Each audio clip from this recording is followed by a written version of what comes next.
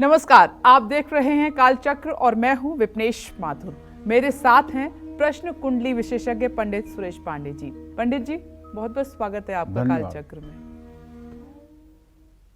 कलयुग में कष्टों की काट बनेगी हनुमान चालीसा। देखिए कालचक्र। जी हाँ, आप भी रोज हनुमान चालीसा पढ़ते ही होंगे, हनुमत आराधना करते ही होंगे। लेकिन क्या आपने कभी सोचा है, कभी आपके जहन में ये बात आती है कि हनुमान चालीसा को इतना चमत्कारी क्यों कहा जाता है? क्या है हनुमान चालीसा के पीछे का विज्ञान? क्या है इसका ज्योतिषीय पहलू? हनुमान चालीसा में ऐसी कौन सी चौपाइयां हैं जो आपको किसी भी रोग और शोक से बचा सकती हैं? साथ ही एक बात और, हनुमान चालीसा पढ़ते समय क्या हमारा उच्चारण एकदम सही होता है? क्या है हनुमान चालीसा पढ़ने के नियम?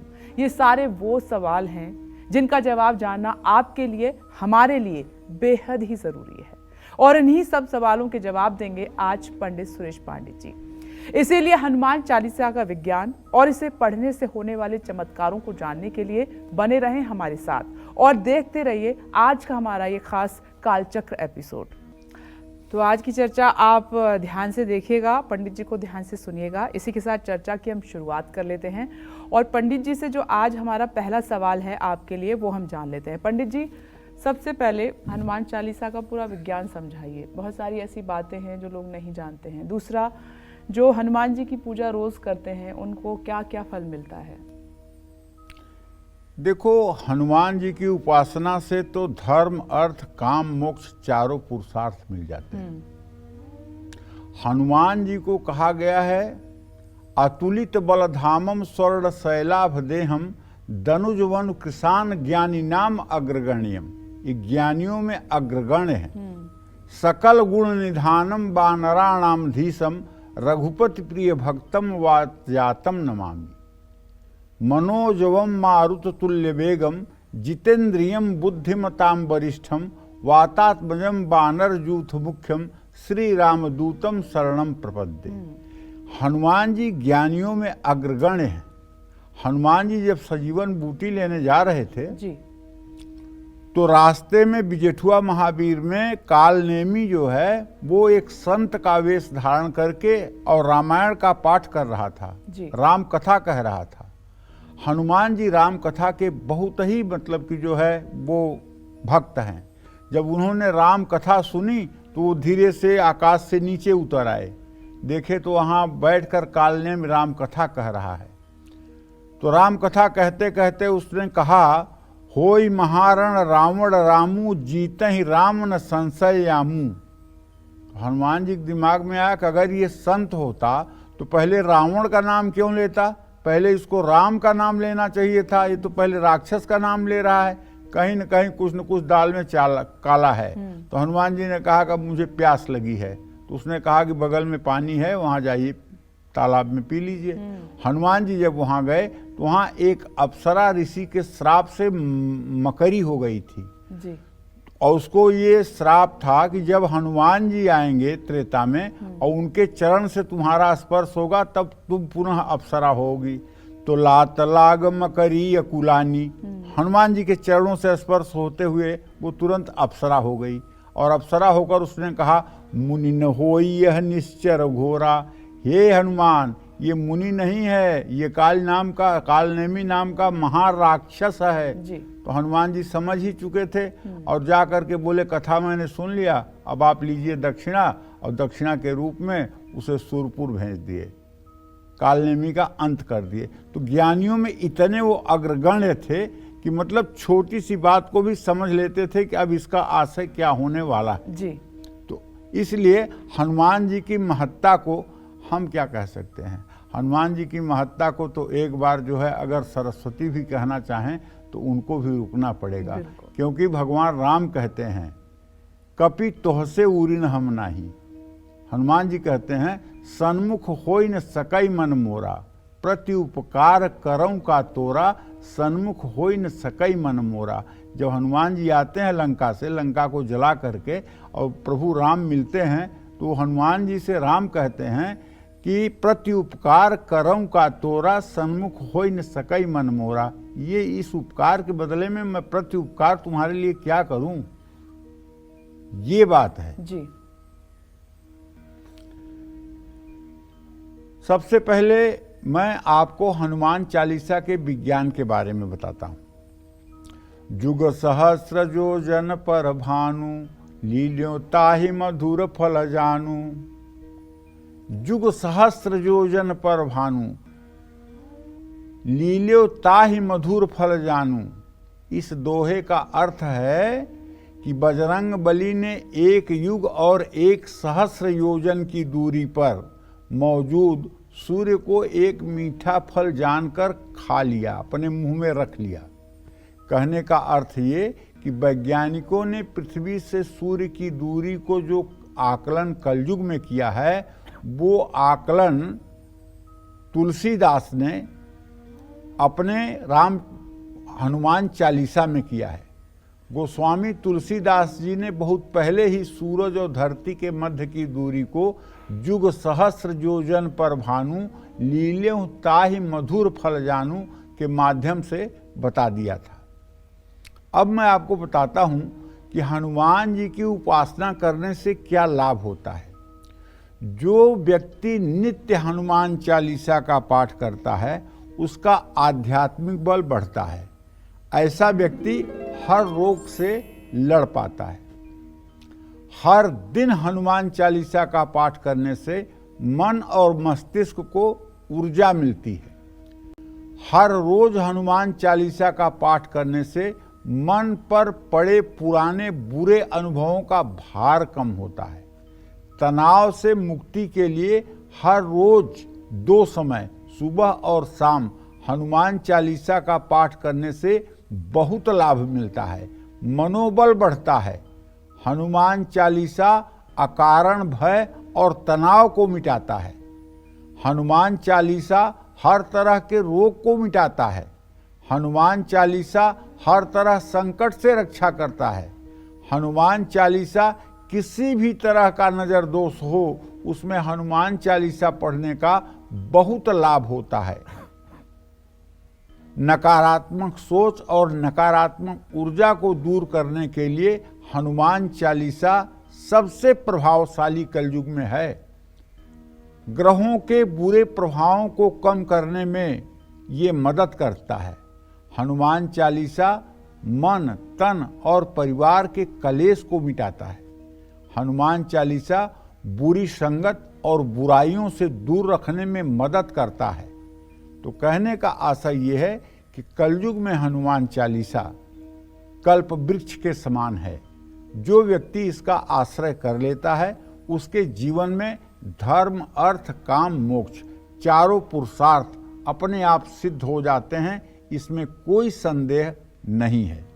जिसे भी लगता हो कि इस बात में अतिशयोक्ति हो, वो हनुमान चालीसा के इस पाठ को करके और आजमा सकता है कि कलयुग में आज भी ये हनुमान चालीसा चमत्कारों से परिपूर्ण है।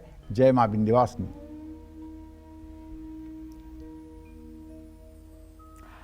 तो आज का ये कालचक्र आपको बहुत ध्यान से देखना है, क्योंकि हनुमान चालीसा के पंडित सुरेश पंडित जी आपको 40 चमत्कार बता रहे हैं, जो इससे पहले ना तो आपने कभी सुने होंगे ना जाने होंगे। तो आज का एपिसोड ये बहुत ध्यान से देखिए। अब चलिए आगे चर्चा को बढ़ाते हैं और बात करते हैं, मंत्र हो या श्लोक, चौपाई हो या फिर पाठ। पंडित जी, अगर इन सब का हम उच्चारण सही से नहीं कर रहे हैं तो इसका विपरीत परिणाम भी हमें मिल सकता है। और दूसरा, हनुमान चालीसा का सही उच्चारण क्या है? जब हम सही से हनुमान चालीसा पढ़ते हैं तो उसका लाभ हमें किस तरह से मिलता है? देखो, हनुमान चालीसा में जैसे जैसे लिखा हुआ है, अगर हम वैसे वैसे पढ़ेंगे तो सही उच्चारण होगा। लेकिन अगर कुछ शब्दों में हम अपने तरफ से मिलावट करेंगे तो वो उच्चारण गलत हो जाएगा। ये सही है कि आप अपने विवेक से सही करना चाहते हैं, लेकिन वो सही है कि तुलसीदास जी ने कुछ सोच करके वैसा लिखा होगा। तो मैं ये बताना चाहूँगा कि जैसे हनुमान चालीसा और रामचरितमानस के दोहे और चौपाइयों में ड़ की जगह हर जगह न लिखा हुआ है। जैसे चरण, चरण को लिखा हुआ है चरण, हरण को लिखा हुआ है हरण, शरण को लिखा हुआ है शरण। अब आप अगर ये सोचें कि नहीं मैं शुद्ध पढ़ूंगा चरण शरण हरण, गलत हो जाएगा। गोस्वामी जी ने शरण चरण हरण लिखा है, यही पढ़िएगा। हनुमान चालीसा में श की जगह स लिखा हुआ है, जैसे कलेश को कलेश लिखा हुआ है, कपीस को कपीस लिखा हुआ है, शंकर को शंकर लिखा हुआ है। हनुमान चालीसा की एक चौपाई है, शंकर सुवन केसरी नंदन। सुवन माने होता है पुत्र। जगत गुरु रामभद्राचार्य ने, जो रामचरितमानस के बहुत बड़े मर्मज्ञ माने जाते हैं और आज के दिन में भारत की धरती पर सर्वोच्च संतों में उनकी गणना भी होती है,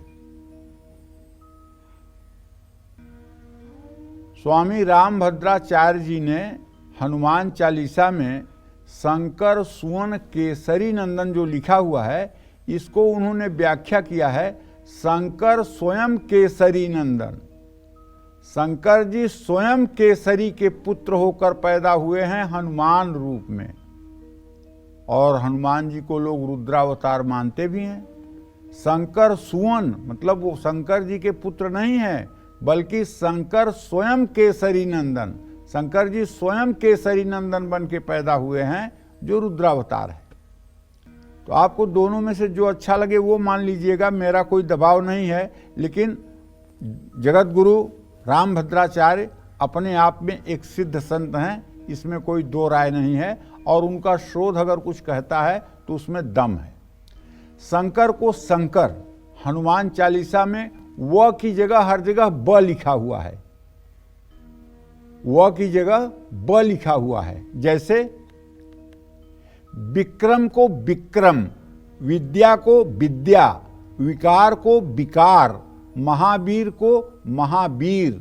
हनुमान चालीसा की एक चौपाई में गुसाई शब्द है, गुसाई। इसको गुसाई ना बनाएं, गोसाई ना बनाएं। हनुमान चालीसा में हर शब्द जैसे है, जैसे लिखा है, इनका उच्चारण वैसे ही करना चाहिए। अगर आप अपनी बुद्धि लगाएंगे तो जरूर कहीं न कहीं गलती हो जाएगी। जय मां विंध्यवासिनी।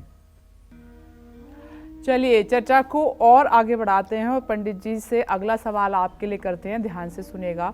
पंडित जी, आपने हनुमान चालीसा का जो वैज्ञानिक पहलू है वो तो हमारे दर्शकों को समझा दिया, लेकिन मैं चाहती हूँ कि ज्योतिषीय लाभ जो मिलते हैं हनुमान चालीसा से वो भी बता दीजिए। हनुमान चालीसा से सबसे बड़ा ज्योतिषीय लाभ जो ये होता है कि शनि दुख प्रद गेयो राहुर ऐश्वर्यदायक। शनि बड़ा दुखदाता ग्रह है, और सच कहूं तो जो आदमी अहंकार, अविवेक, अन्याय में मदमस्त है, उसको भी शनि देव उसकी औकात बता देते हैं। शनि की दशा आने पर जरा सा भी पाप कर्म में जो निरत रहा है, जिसने अन्याय, अत्याचार, अनीति किया हुआ है, उसके सारे कर्मों का हिसाब किताब यही हो जाता है जी। तो कहने का मतलब ये है कि पहली बात तो ये कि शनि ने हाथ जोड़ करके हनुमान जी से कहा है कि हे हनुमंत, जो आपकी आराधना करेगा, जो आपकी उपासना करेगा, उसको मुझ अर्थात शनि देव के कोप का भाजन नहीं बनना पड़ेगा। शनि देव को रावण ने उल्टा करके लंका में बांध दिया था, और जब लंका जलाया हनुमान जी ने, उलट पुलट कर लंका जारी, कूद परे पुन सिंधु मझारी। तो उन्होंने जा करके शनि का बंधन छोड़ करके उस शनि का आंख जो है वो लंका की तरफ कर दिया, जिससे लंका शनि ग्रह की दृष्टि से भस्म हो गई। तो शनि ग्रह की शांति तत्काल हो जाती है हनुमान चालीसा का पाठ करने से। इस समय तो कर्क राशि के जातकों को, वृश्चिक राशि के जातकों को, मकर, कुंभ और मीन राशि के जातकों को नित्य हनुमान चालीसा का पाठ करना ही चाहिए, क्योंकि इन 5 राशियों पर इस समय शनि की ढैया और 7.5 चल रही है। अगर आप नित्य सुबह शाम हनुमान चालीसा का पाठ करते रहेंगे, शनिवार को पीपल के पेड़ के नीचे सरसों के तेल का दिया जलाते रहेंगे, तो विश्वास करिए, शनि की महादशा हो, 7.5 हो, शनि की ढैया हो, हनुमान चालीसा का रोज पाठ करने से आपको कष्टों से छुटकारा मिल जाएगा। और शनि देव की कृपा पाने के लिए हर शनिवार हनुमान चालीसा या सुंदर कांड का पाठ करना चाहिए। शनिवार को बूंदी का प्रसाद भोग लगा करके हनुमान जी को उसे बांटना चाहिए। शनिवार की शाम को हनुमान जी को केवड़े का इत्र अर्पित करना चाहिए। जिन लोगों की जन्म कुंडली में मंगल दोष है, उनको मंगल के बुरे प्रभावों को कम करने के लिए हनुमान चालीसा का पाठ जरूर करना चाहिए। ये उन लोगों के लिए फायदेमंद है जिनका मंगल लग्न में है, जिनका मंगल दशम भाव में है, जिनका मंगल सप्तम भाव में है, जिनका मंगल चतुर्थ भाव में है। ऐसे लोग बड़े क्रोधी होते हैं, बाप रे, ऐसे लोगों का गुस्सा नाक पर होता है और ऐसे लोग प्रलयंकारी गुस्सा करते हैं और ये क्रोध में अपना भी नुकसान कर लेते हैं। अगर ऐसे लोग हनुमान उपासना करना शुरू करें तो मैं विश्वास के साथ कह सकता हूं कि आपका क्रोध विवेक में परिवर्तित हो जाएगा और आप सहज हो जाएंगे, आपके चेहरे पर मुस्कुराहट दिखेगी और आप एक बार परुष वचन मतलब खराब शब्दों को भी सुन करके उत्तेजित नहीं होंगे। और क्षमा मनुष्य का सबसे बड़ा आभूषण है। अगर मनुष्य का सबसे बड़ा कोई आभूषण है, गहना है, वो है क्षमा। क्षमा गीता के 16वें अध्याय के 3 श्लोक में दैवी संपदा का वर्णन करते हुए भगवान श्री कृष्ण कहते हैं, तेजः क्षमा धृति शौचो द्रोहो नातिमानिता भवेदः संपदम दैवी अभिजातस्य भारतः। मैं दैवी संपदा के लोगों में तेज के रूप में विराजमान रहता हूं। तेज उसको कहते हैं भाई, जिसके शब्द से, जिसके वाणी से, जिसके बोलने से लोग अपना जीवन का मार्ग बदल दें, लोग अपने जीवन को सद्मार्ग पर कर लें, उसको कहते हैं तेज। क्षमा मतलब अपने प्रति दुर्व्यवहार करने वाले के प्रति भी दुर्व्यवहार का न होना, प्रतिकार का न होना, बल्कि उसे क्षमा कर देना। गीता के 12वें अध्याय के 12वें श्लोक में वर्णन आता है, अद्वेष्टा सर्वभूतानां मैत्रः करुणमेव च निर्ममो निरहंकार सम दुख सुखम क्षमी। अद्वेष्टा, संसार के किसी भी मनुष्य से आपका द्वेष न हो। जब आप ध्यान करके बैठें और मन में सोचें कि क्या मेरा कोई दुश्मन है, क्या मेरा कोई शत्रु है, अगर आपका मन कहे नहीं, कोई तुम्हारा शत्रु नहीं, सारा जगत तुम्हारा हितैषी है, बस विश्वास करिए आपके हृदय में तत्काल मंगल भवन भगवान श्री हरि विष्णु का प्राकट्य हो जाएगा। और जब तक किसी व्यक्ति के प्रति आपके मन में द्वेष है, तब तक मंगल भवन श्री हरि का प्राकट्य आपके हृदय में नहीं होगा। अद्वेष्टा सर्वभूतानां मैत्रः करुणमेव च, समानता के लोगों से मैत्री करना और अपने से नीचे के जीव जंतुओं पर करुणा करना, दया करना, गाय के ऊपर, कुत्ते के ऊपर, बिड़ाल के ऊपर, चांडाल के ऊपर दया दृष्टि और करुणा भरी दृष्टि रखना चाहिए। निर्ममो, किसी तरह का मोह नहीं होना चाहिए। निरहंकार और अहंकार से सर्वथा रहित होकर जीवन जीना चाहिए। सम दुख सुखम क्षमी, और दुख और सुख में समान रूप से बने रहना चाहिए। न सुख में इतराना चाहिए और न दुख में फैल जाना चाहिए। तब आप भगवत भक्त होंगे, तब आप भगवान की कृपा के पात्र बनेंगे। तो ये सब हनुमान जी गुण देते हैं। इसीलिए आज हनुमान चालीसा का चैप्टर मैंने लिया है कि अगर आप हनुमान उपासना करेंगे और थोड़ा सा भी ब्रह्मचर्य का पालन करेंगे, यथासंभव ब्रह्मचर्य का पालन करेंगे, तो निश्चित रूप से हनुमान जी की कृपा से आपके अंदर सारे सद्गुणों का समावेश हो जाएगा। मंगल का बल, साहस और ऊर्जा सभी जप करने वाले व्यक्तियों को मिलता है। मंगल ग्रह की कृपा पाने के लिए मंगलवार को जल्दी उठकर लाल रंग के कपड़े पहनकर घर की उत्तर पूर्व दिशा में उत्तर पूर्व दिशा की तरफ मुंह करके हनुमान चालीसा का शुद्धता शुचिता पूर्वक पाठ करना चाहिए और चमेली के तेल का दिया जलाना चाहिए। हनुमान जी को भीगे हुए चने और गुड़ का भोग भी लगाया जा सकता है। जय मां विंध्यवासिनी। पंडित जी आपको हनुमान चालीसा पढ़ने का वैज्ञानिक और ज्योतिषीय महत्व बता रहे हैं, साथ ही आपको कब और कैसे पढ़नी है हनुमान चालीसा, इसके बारे में भी पंडित जी से चर्चा करेंगे। लेकिन उससे पहले पंडित जी से जानते हैं कि वो कौन से ऐसे ग्रह हैं जो हनुमान जी की पूजा करने मात्र से आपको शुभ फल देते हैं। आइए पंडित जी से जान लेते हैं। पंडित जी बताएं।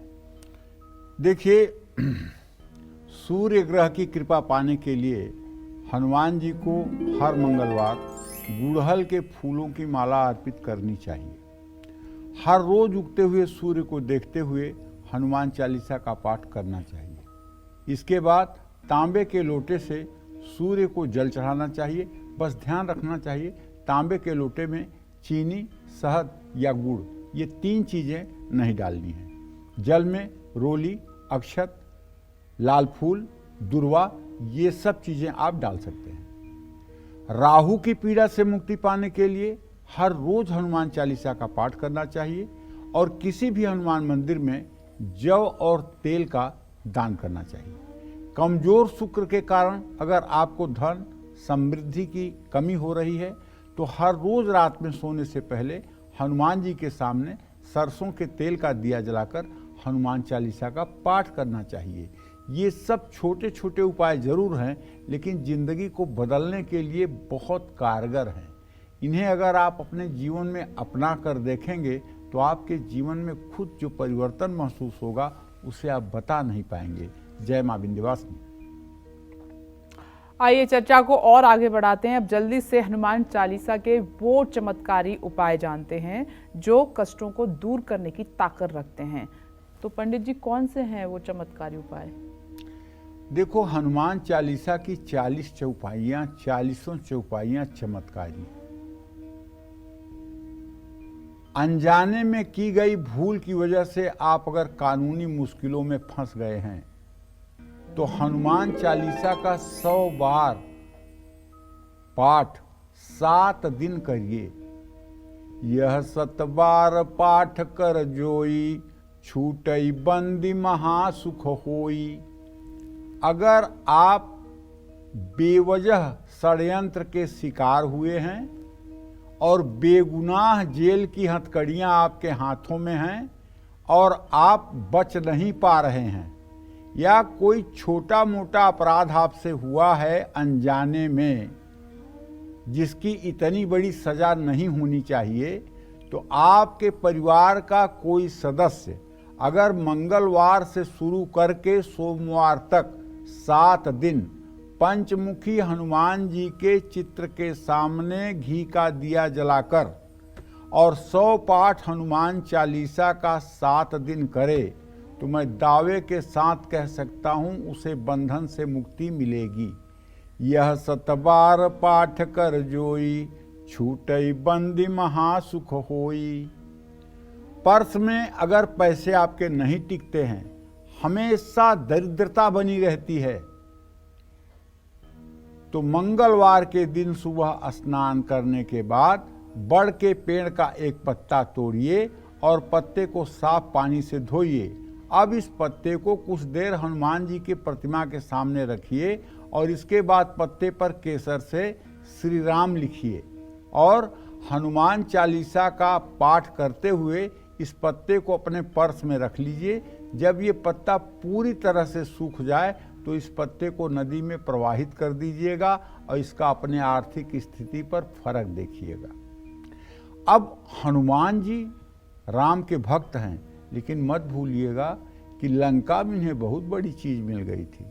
8 सिद्धि नवनिधि के दाता, असबर दीन जानकी माता। सीता मैया ने इनको इतना वरदान दे दिया कि 8 सिद्धि नवनिधि ये सीता मैया ने लंका में अशोक वाटिका में हनुमान जी को दे दिया, और हनुमान जी अब उसके स्वामी हो गए। हनुमान जी के जो भी व्यक्ति उपासना करता है उसके जीवन में रिद्धि सिद्धि की कभी कमी नहीं रहती है। इसलिए हनुमान जी सामर्थ्यवान ही नहीं हैं, बल्कि ये दाता भी हैं। और ये सब उपाय अगर आप दोहराते रहें तो घर में सुख शांति बनी रहेगी। इसके लिए हर मंगलवार और शनिवार को हनुमान मंदिर जाकर के गुड़ और चना अर्पित करना चाहिए। घर में सुबह शाम हनुमान चालीसा का पाठ करना चाहिए। पाठ करने के पहले और बाद में आधे घंटे तक किसी से बात नहीं करनी चाहिए। 21 दिनों तक ऐसा करने से हनुमान जी की कृपा आप पर बरसेगी। जय मां विंध्यवासिनी। और धन ऐश्वर्य पाने, कर्ज से मुक्ति और परिवार से कलेश मिटाने के लिए हनुमान चालीसा से हम कौन से उपाय कर सकते हैं, आइए पंडित जी से आपके लिए जान लेते हैं। पंडित जी बताएं। देखिए, धन सुख समृद्धि और ऐश्वर्य की प्राप्ति के लिए मंगलवार को हनुमान मंदिर में हनुमान चालीसा की आप 11 किताबें दान करें। कारोबार में उन्नति के लिए सूजी या मूंग की दाल का हलवा पीतल की थाली में रखकर हनुमान जी को भोग लगाएं। 11 बार हनुमान चालीसा का पाठ करें। परिवार में बहुत अगर कलेश है तो हर मंगलवार और शनिवार को हनुमान मंदिर में 11 उड़द की दाल के दाने, सिंदूर, चमेली का तेल, फूल और प्रसाद चढ़ाकर सुंदरकांड या हनुमान चालीसा का पाठ जरूर करें। अगर आप बेरोजगार हैं, आप नौकरी या कारोबार पर संकट आपके आ रहा है, तो मंगलवार के दिन सुंदरकांड का पाठ जरूर करें। हर मंगलवार को हनुमान चालीसा का पाठ जरूर करें। कर्ज से मुक्त होना चाहते हैं तो बुधवार और रविवार को कभी भी पैसे ना लौटाएं। मंगलवार को पैसे चुकाने की कोशिश करें, तब आप देखिए हनुमान जी की कैसे कृपा होती है आपका कर्ज उतारने में। अपने घर में 9 बत्तियों वाला सरसों के तेल का बड़ा दीपक जलाकर उसमें 2 लौंग डालकर हनुमान चालीसा का पाठ करके देखिए इसका चमत्कार। शरीर में किसी भी तरह की पीड़ा है तो हनुमान चालीसा के साथ हनुमान बाहुक का पाठ भी करना चाहिए। देखिए, मैं हनुमान बाहुक के पाठ का इसलिए जोड़ देता हूँ कि कुछ रोग ऐसे हैं, जैसे गोस्वामी तुलसीदास जी के पूरे शरीर में फोड़े हो गए थे और हनुमान जी गोस्वामी तुलसीदास जी इस पीड़ा से बहुत व्यथित थे। तब उन्होंने हनुमान जी से पूछा कि प्रभु क्या करें, तो हनुमान जी ने कहा था कि तुम एक हनुमान बाहुक की रचना करो। तो उन्होंने रचना की उस समय, और उसका पाठ करने से गोस्वामी जी ठीक हो गए। और तब से लेकर अब तक जिन लोगों को फोड़ा, फुंसी, घाव, नासूर जैसे रोग होते हैं और लोग जब हनुमान बाहुक का पाठ करते हैं तो वो चमत्कार बताते हैं कि हाँ मैं ठीक हो गया। ऐसा मेरा अनुभव है। हनुमान बाहुक का पाठ करने वाला किसी भी प्रकार के घाव से, किसी भी प्रकार के मतलब कि न सूखने वाले घाव से, नासूर से एकदम आराम पा जाता है और उसको रोग से मुक्ति मिल जाती है। जय मां विंध्यवासिनी। हम अपनी चर्चा को आगे बढ़ाएंगे, लेकिन पंडित जी ये सवाल उन सभी दर्शकों के लिए है जो 22 तारीख को अयोध्या नहीं जा पाएंगे और घर में बैठकर प्राण प्रतिष्ठा का कार्यक्रम देखेंगे। तो हम कैसे आशीर्वाद ले सकते हैं, कैसे घर में बैठकर पूजा कर सकते हैं? देखो विपनेश, जब धनुष यज्ञ हो रहा था तो सीता जी खड़ी थी, धनुष यज्ञ देख रही थी। और जब सारे राजा हार गए, सीता जी यही कोशिश कर रही थी कि हनुमान जी ही, श्री राम ही धनुष तोड़ें, श्री राम ही धनुष उठाएं। प्रार्थना मन ही मन कर रही थी। तो जब प्रभु श्री राम उठे, उठहु राम भंजहु भव चापा, मेटहु तात जनक परितापा। जब विश्वामित्र ऐसा कहते हैं कि हे तात उठो और जनक के मन के दुख का निवारण करो और इस धनुष को तोड़ो जी। तो श्री राम उठते हैं। तो अब सीता मैया की दशा देखो। सीता मैया पहले गणेश जी को बुलाती हैं कि हे गणेश जी, अगर मैंने आपकी पूजा की है तो आप मेरे सहायक हो जाइए और राम जी से धनुष तोड़वा दीजिए। कुछ नहीं हुआ। सीता मैया कहती हैं हे शंकर जी, जल्दी से, अगर मैंने आपके और पार्वती की सेवा की है तो जल्दी से आप श्री राम से ये धनुष जो है फूल की तरह उठवा करके इसको तोड़वा दीजिए। कुछ नहीं, कोई रिजल्ट नहीं निकला। सीता जी उदास होने लगी। तब सीता जी आखिरी बात कहती हैं, हे घट घट के वास करने वाले, हे सबके उर में वास करने वाले, हे सब उर्वासी।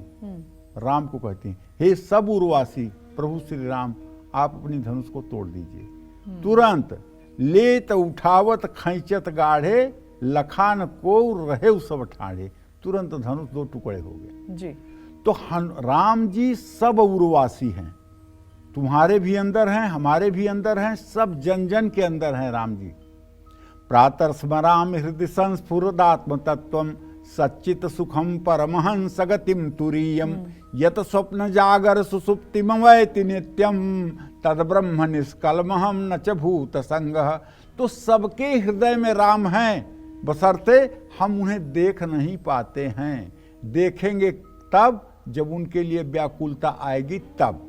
अगर 22 तारीख को 550 वर्षों के कलंक मिटेंगे, 22 तारीख को 550 वर्षों का कलंक धुलेगा। इस दिन सभी लोगों को चाहिए कि अपने घरों में राम दरबार का चित्र लगा करके, और जिस समय प्राण प्रतिष्ठा का मुहूर्त अयोध्या में हो, उसी समय राम दरबार के चित्र के सामने बैठ करके विधिवत जो शक्ति और सामर्थ्य है राम दरबार की पूजा करें। और राम दरबार की पूजा करते हुए प्रभु श्री राम के जन्म का, प्राकट्य का जो बालकांड में वर्णन है, भय प्रगट कृपाला दीन दयाला कौशल्या हितकारी, हर्षित महतारी मुनि मनहारी अद्भुत रूप विचारी, कह दुई कर जोरी स्तुति तोरी कहीं विधि करऊं अनंता। तो जो बाल कांड में भगवान श्री राम के प्राकट्य की बात है, उसको अगर आप कई बार पढ़ें, विप्रधेनु सुर संतहित लीन मनुज अवतार, निज इच्छा निर्मित तनु माया गुण गोपार। तो अगर इसका आप कई बार पाठ करें, कम से कम 5 बार, 10 बार, 21 बार पाठ करें, तो निश्चित रूप से आपके अयोध्या में आपकी उपस्थिति मानी जाएगी। और इसके बाद में अपने घर में सुंदर सुंदर पकवान बनाइए, प्रभु श्री राम को वो भोग लगाइए और परिवारजनों को भी भोग पवाइए। और सायंकाल के समय अपने घर में दीपावली जैसा जश्न मनाइए। और सचमुच में 550 वर्षों में ऐसी दिवाली नहीं होगी जैसी दिवाली 22 तारीख को होनी चाहिए, क्योंकि ये 550 वर्षों का कलंक मिटने जा रहा है। ये सनातन धर्म के लिए बहुत बड़ी बात है, बहुत बड़ी बात है। और सबसे बड़ी बात है कि 40 पीढ़ियों के बाद हम लोग उस इतिहास के गवाह बनने जा रहे हैं जब ये 550 वर्षों का कलंक धुल रहा है। तो इसलिए हमें प्राणपण से 22 तारीख को राममय हो जाना है। जय मां विंध्यवासिनी। चलिए चर्चा को आगे बढ़ाते हैं। वैसे पंडित जी, कोई भी हम पूजा करते हैं तो हर पूजा के अपने नियम हैं, उन्हीं नियमों से हमें करनी होती है। और जब हम हनुमान जी की अगर पूजा कर रहे होते हैं तो उस समय किन नियमों का हमें ध्यान रखना चाहिए? देखिए, हनुमान जी की पूजा उपासना, हनुमान जी की पूजा में ब्रह्मचर्य का पालन अनिवार्य है। हनुमान जी ब्रह्मचर्य के प्रतीक हैं। एक बात जानती हो, रामायण का अर्थ तो सभी जानते हैं, लेकिन रामायण का एक अर्थ मैं बताता हूं। जी। अपने दिमाग से। ये 10 इंद्रियों वाला जो शरीर है ये दशरथ है। इसमें सतोगुण, रजोगुण, तमोगुण जो 3 गुण रहते हैं, ये राजा दशरथ की 3 रानियां हैं, कौशल्या, कैकेयी और सुमित्रा जी। और ये तीनों गुण जब देह के साथ मिलते हैं तो 4 पुरुषार्थ का उदय होता है, धर्म, अर्थ, काम और मोक्ष। धर्म रूपी राम, अर्थ रूपी भरत, काम रूपी लक्ष्मण और मोक्ष रूपी शत्रुघ्न, ये 4 पैदा होते हैं। ठीक है। और ज्ञान रूपी सीता धर्म रूपी राम के पास आ जाती है जी। और कैकेयी रूपी राजस वृत्ति जब जीव रूपी दशरथ से कहती है कि अर्थ रूपी भरत को सिंहासन पर बैठाया जाए और धर्म रूपी राम को अयोध्या से बाहर निकाला जाए, तब उस समय क्या होता है, धर्म रूपी राम ज्यों ही अयोध्या से निकलते हैं त्यों ही दशरथ रूपी यह देह निष्प्राण हो जाता है। जी बिल्कुल। और जंगल में जाकर के होता क्या है, वन में जाकर के ज्ञान रूपी सीता का रावण रूपी मन बलात् अपहरण कर लेता है और उन्हें ले जाकर के अशोक वाटिका में रखता है। मन को जब तक हम, बुद्धि को जब तक एक कोने में नहीं रखेंगे तब तक दुराचार बंद नहीं होगा। इसलिए जब हम अपने बुद्धि को अवॉइड करते हैं, अपने बुद्धि की अनसुनी करते हैं, तभी हम गलत काम करते हैं। तो यहाँ पर हनुमान रूपी ब्रह्मचर्य जब आत्मा रूपी राम से मिलते हैं, तब आत्मा रूपी राम ब्रह्मचर्य रूपी हनुमान से मिलने के बाद सरसंधान करते हैं और मन रूपी 10 सिर वाले रावण का वध करते हैं। जी बिल्कुल। और ये कथा संपूर्ण होती है। तो कहने का मतलब यह है कि हनुमान जी की पूजा में बनाया हुआ प्रसाद शुद्ध घी का होना चाहिए। हनुमान जी को सिंदूर लगाने के लिए सिर्फ तेल या चमेली के तेल का ही प्रयोग करें। हनुमान जी को केसर या हल्दी मिला करके ही लाल चंदन लगाना चाहिए। सुबह हनुमान जी को गुड़, नारियल का भोग लगाना चाहिए। दोपहर को हनुमान जी को गुड़, घी और गेहूं के आटे के चूरमे का भोग लगाना चाहिए। रात के समय हनुमान जी को प्रसाद में फल का भोग लगाना चाहिए। हनुमान जी की उपासना में सिर्फ रुद्राक्ष या मूंगे की माला का ही प्रयोग करना चाहिए। जय मां विंध्यवासिनी। चलिए आगे चर्चा को बढ़ाते हुए पंडित जी से जानते हैं कि घर में कहाँ हनुमान जी की तस्वीर लगाने से बल, बुद्धि और विद्या का विकास होता है, साथ ही रोग और शोक भी दूर हो जाते हैं। पंडित जी, घर में तो एक दीवार है, दिशा है जहाँ पर चित्र या मूर्ति लगती है, तो हनुमान जी की किस दिशा में या किस दीवार पर पूजा, मूर्ति लगाकर, चित्र लगाकर पूजा करें? देखिए, हनुमान जी का चित्र तो लगाना है तो ईशान कोण में ही लगाइए जी। अगर उनकी मूर्ति है तो उसे ईशान कोण में ही रखिए। लेकिन अगर कोई बहुत बड़ा फोटोग्राफ है, हनुमान जी का चित्र हमेशा घर के दक्षिण दिशा की ओर देखते हुए लगाना चाहिए, माने उत्तर की दीवार पे लगाना चाहिए। ऐसा क्यों? जब हनुमान जी दक्षिण दिशा में देखते हैं तब इनका नाम हो जाता है, जानते हो विपनेश, संकट मोचन। तब इनका नाम क्या हो जाता है? संकट मोचन। दक्षिण दिशा की ओर मुंह करके इन्होंने समुद्र पार किया था। दक्षिण दिशा की ओर मुंह करके इन्होंने माता जानकी का पता लगाया था। तो जब इनका मुंह दक्षिण दिशा में होता है तो ये विशेष पराक्रम के लिए तैयार हो जाते हैं कि अब कुछ करना है। तो ऐसे में हमें उत्तर की दीवार पर हनुमान जी का चित्र हर समय लगाना चाहिए ताकि इनकी दृष्टि दक्षिण की दिशा में हो। और कैसा चित्र लगाना चाहिए? हाँ, चित्र बैठी हुई मुद्रा में होना चाहिए और लाल रंग का होना चाहिए। दक्षिण दिशा की ओर मुंह करके हनुमान जी का चित्र लगाना शुभ है, क्योंकि हनुमान जी ने अपना प्रभाव सबसे ज्यादा इसी दिशा में दिखाया है। हनुमान जी बाल ब्रह्मचारी हैं, ऐसे में अपने शयन कक्ष में इनकी प्रतिमा भूल करके भी नहीं लगाना चाहिए। घर में नकारात्मक ऊर्जा अगर बहुत ज्यादा है तो हनुमान जी की शक्ति प्रदर्शन की मुद्रा का चित्र लगाइए। घर के मुख्य द्वार के ऊपर पंचमुखी हनुमान जी का चित्र लगाने से भी घर में नकारात्मक ऊर्जा का प्रवेश नहीं होता है। मकान में गलत दिशा में जल स्रोत है, शत्रुबाधा है, बीमारी है, मनमुटाव है, तो इस दोष को दूर करने के लिए भी पंचमुखी हनुमान का चित्र चमत्कार साबित करेगा। जय मां विंध्यवासिनी। चलिए अब पंडित जी से जल्दी से जानते हैं कि हनुमान जी का कौन सा स्वरूप घर में लगाने से कौन सी मनोकामनाएं आपकी पूरी हो सकती हैं। पंडित जी बताएं।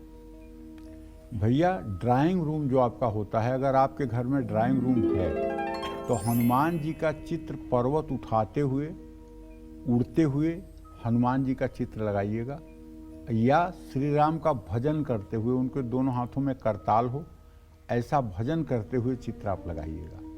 आपके अंदर साहस, बल, विश्वास और अगर जिम्मेदारी की कमी है तो पहाड़ उठाते हुए हनुमान जी का चित्र घर में जरूर लगाइएगा।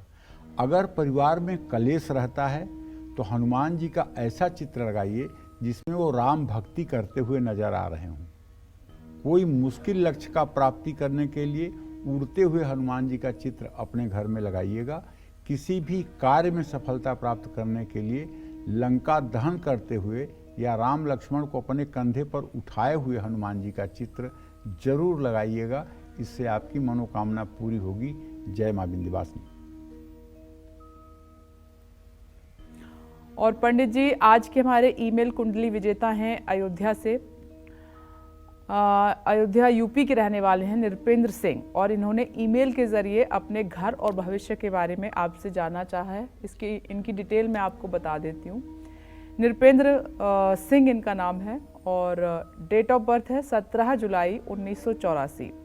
समय है 4:55 शाम का और अयोध्या इनका बर्थ प्लेस है।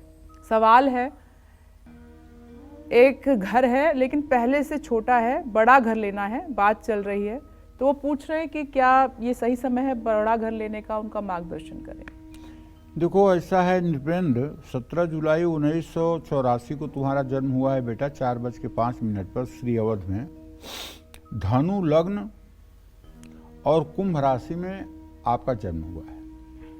इस समय आपके जन्म कुंडली में बुध की महादशा चल रही है पिछले 7-8 साल से।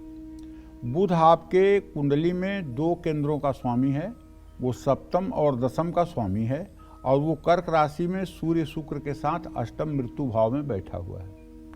केंद्राधिपत्य सौम्या शुभम नैवम दिशंतु च क्रूरा नैवम अशुभम कुर्यु पूर्णपौ शुभदायको।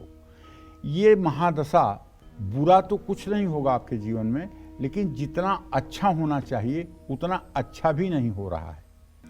ऐसे में बुध में सूर्य की अंतर्दशा चल रही है। सूर्य आपका भाग्येश है। अगर आप घर संबंधी कोई काम करना चाहते हैं तो आप घर संबंधी काम कर सकते हैं, लेकिन ज़्यादा उचित होगा कि घर जब भी आप बनाएं तो अपने नाम से न बना करके अपने पत्नी, अपने माता पिता, अपने बच्चों के नाम से बनाएं, क्योंकि आपका बृहस्पति चतुर्थेश है, और जब चतुर्थेश बृहस्पति होता है और उसकी दृष्टि चतुर्थ भाव पर नहीं होती है तो ऐसे लोगों को घर बनाने में दिक्कतें आती हैं। तो पैसा होने के बावजूद भी काम बनने में थोड़ी सी तकलीफ आएगी। अगर आप अपने घर के किसी दूसरे सदस्य के नाम से घर बनाएंगे तो आसानी से आपका घर बनने का योग बना हुआ है, और सन 2024 के अंत तक आपका घर हो जाएगा, इसमें कोई संदेह नहीं है। जय मां विंध्यवासिनी। एक दर्शक जुड़ गए हैं हमारे साथ दिल्ली से। स्वागत है आपका कालचक्र में। अपना नाम बताएं और उसके बाद पंडित जी से अपना सवाल कीजिए। हाँ पंडित जी प्रणाम। हाँ, सदा सुखी रहिए। पंडित जी, मैं ये पूछना चाहता हूँ कि मैं एक जमीन लेना चाहता हूँ, तो क्या मैं अपने नाम पे ले सकता हूँ जमीन? नाम बताइए अपना। मेरा नाम गगन है पंडित जी। चलो, आपके प्रश्न लग्न से चतुर्थ भाव का स्वामी शुक्र और शनि, शुक्र और शनि बहुत सुंदर, अति सुंदर। ले लो, लेने का एकदम योग बना हुआ है, एकदम योग बना हुआ है। ज़्यादा से ज़्यादा 2 से पौने 2 महीने के अंदर ही इस जमीन का योग बना हुआ है, और आप बिल्कुल जमीन लीजिए। और उच्च का चंद्रमा चतुर्थ भाव में है, आपकी मनोकामना पूरी करेगा एकदम पूरी गारंटी के साथ। ले लो जमीन। अपना जीवन सफल बनाने के लिए 12 राशि वाले कैसे करें हनुमत आराधना, आइए पंडित जी से जानते हैं। पंडित जी, राशि अनुसार कैसे होगी हनुमत आराधना? देखिए, वैसे तो सब राशि के लोग अगर एक ही प्रकार से हनुमान जी की उपासना करें तो इसमें कोई दोष नहीं है, लेकिन अगर राशियों के अनुसार आप हनुमंत उपासना करना चाहें तो ज्योतिष की दृष्टि में मेष राशि का स्वामी मंगल होता है, इसलिए अगर एक मुखी हनुमंत कवच का पाठ किया जाए और हनुमान जी को नित्य बूंदी के प्रसाद चढ़ाए जाएं तो मनोकामना पूरी होती है। वृषभ राशि का स्वामी ग्रह शुक्र है। रामचरितमानस के सुंदर कांड का पाठ करने से और हनुमान जी की प्रतिमा के सामने मीठी पूड़ी का भोग लगाने से मनोकामना पूरी होती है। मिथुन राशि के जातक रामचरितमानस के अरण्य कांड का अगर पाठ करें और हनुमान जी को पान का भोग लगाएं तो निश्चित रूप से मनोकामना पूरी होती है। कर्क राशि के जातक पंचमुखी हनुमंत कवच का पाठ करें और हनुमान जी को बूंदी का प्रसाद चढ़ाएं। सिंह राशि के जातक रामचरितमानस के बाल कांड का पाठ करें और हनुमान जी को गुड़ की रोटी का प्रसाद और भोग लगाएं। कन्या राशि के जातक रामचरितमानस के लंका कांड का पाठ करें और हनुमान जी की प्रतिमा के सामने घी के 6 दिए जलाएं। तुला राशि के जातक रामचरितमानस के बाल कांड का पाठ करें और हनुमान जी को बूंदी के प्रसाद जरूर चढ़ाएं। वृश्चिक राशि के जातक हनुमानाष्टकम का पाठ करें और हनुमान जी को गुड़ वाले चावल बनाकर भोग लगाएं। धनु राशि के जातक रामचरितमानस के अयोध्या कांड का पाठ करें और हनुमान जी को शहद का भोग लगाएं। मकर राशि वाले रामचरितमानस के किष्किंधा कांड का पाठ करें और कुंभ राशि वाले रामचरितमानस के उत्तर कांड का पाठ करें और हनुमान जी को मीठी रोटी बनाकर भोग लगाएं। मीन राशि के जातक हनुमंत बाहुक का पाठ करें और सभी राशि के लोग जिनको फोड़ा, फुंसी, घाव या चर्म रोग से परेशानी है और दवाइयाँ फायदा नहीं कर रही हैं, अब आप नाउम्मीद हो गए हैं कि ये मेरे जीवन के साथ ही चर्म रोग समाप्त होगा। लीकोडर्मा को छोड़कर, सफ़ेद कुष्ठ को छोड़ करके बाकी सभी प्रकार के चर्म रोगों में ये हनुमान चालीसा रामबाण का काम करेगा।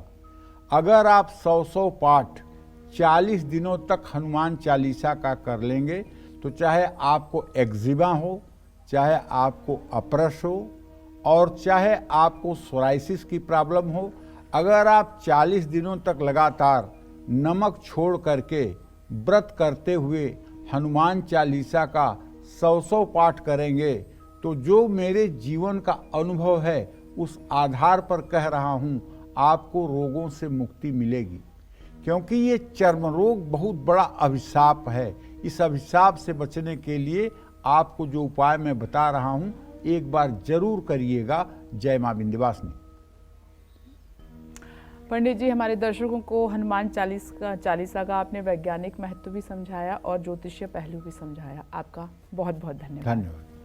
इसी के साथ उम्मीद करते हैं कि आपको आज का हमारा विषय बहुत पसंद आया होगा। कल फिर एक नए विषय और आपकी परेशानियों को दूर करने के लिए ढेरों उपाय लेकर हम आएंगे पंडित सुरेश पांडे जी के साथ। तब तक के लिए कालचक्र की पूरी टीम को दीजिए इजाजत। नमस्कार।